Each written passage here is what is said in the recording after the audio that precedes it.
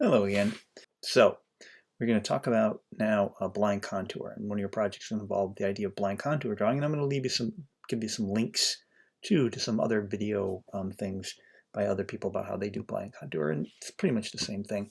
But anyway, I'm going to use my hand because it's here, and the idea of blind contour, what it is you're trying to, when you look at the object, and I want you to imagine the tip of this pencil is where my eye is looking.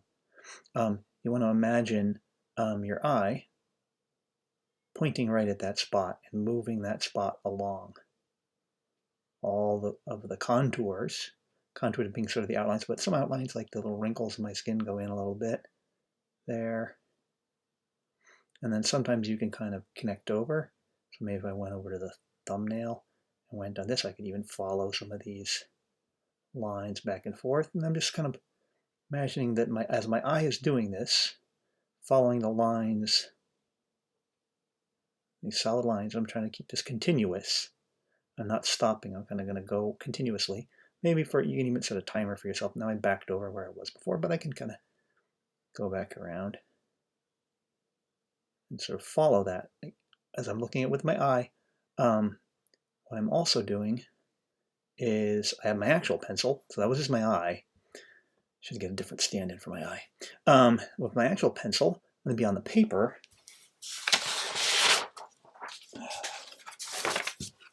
Right there. So my hand is now out of the scene, and I'm going to try to do that. Well, now my hand is in the dark. But anyway, I shouldn't put my hand in. Let me tape down my paper. Helps to have something. Your hand is convenient, but you can use this with any kind of object or something.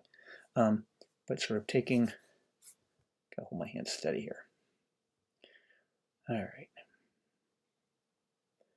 So I'm moving, as I'm looking at my hand, I'm moving, and I started in a bad spot because I'm going to run over. Although that's fine, you can run over the paper. Because you can do a couple of these. You can do like a number of them if I think I remember the project right.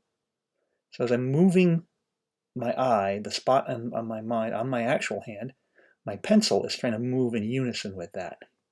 So the idea of blind contour is that I'm trying to move along with that movement as my eye point, as I'm staring at the object, as I'm moving along what I perceive as lines on the objects, the outlines and such.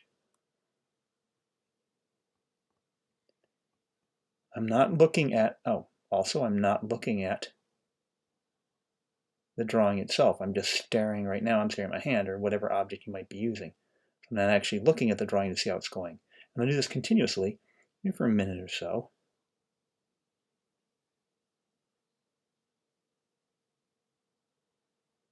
And again, I might have to back over if I get myself into a spot. I might have to back over where I was and try to do it. Now, the idea, okay, I'm sure, I'm not looking at it, so I have no idea what it looks like. If it looks like any other blind contour drawing I've done, it doesn't look too much like what I'm trying to draw, like my hand. But I'm trying to, it's basically kind of training yourself, hand-eye coordination, and looking. So you're taking this time and really looking at the object. So that's sort of part of the idea of the training of it, so that you pay attention to things and you just don't kind of assume. So I'm not, making it, I'm trying to follow every detail with this. So things might overlap and such, or not connect up.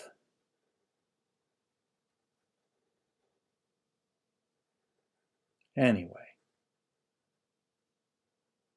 so every time there's a bump in my skin, my eye follows that outline a bit, or the wrinkle line, or I can go inside the lines.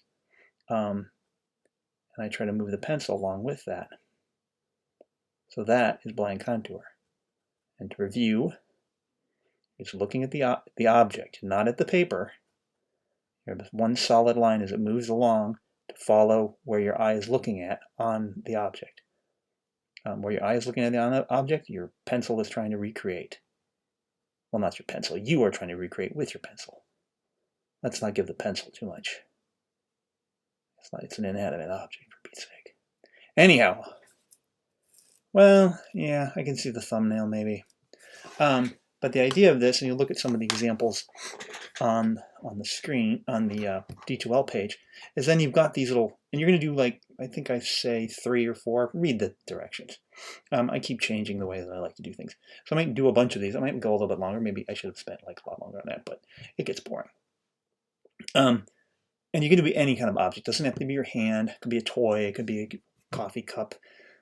Any kind of object. The more little kind of details, sometimes the more interesting kind of things, and you're going to overlay them on the paper at least 3 times so that you get even more overlapping areas.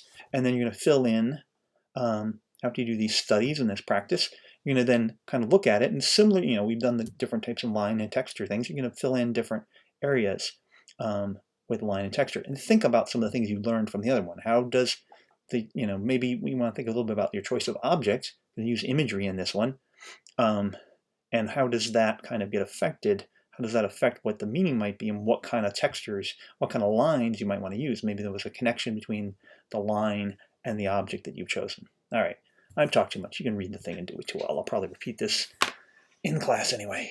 All right, so blind contour. It's practicing eye-hand coordination and sort of just looking at the object, not looking at your paper. That's the reason they say blind, and just moving the pencil along. Anyway, so don't get stressed about it not looking like the thing. You're kind of, it's a practice kind of thing. Okay? All right. Take care.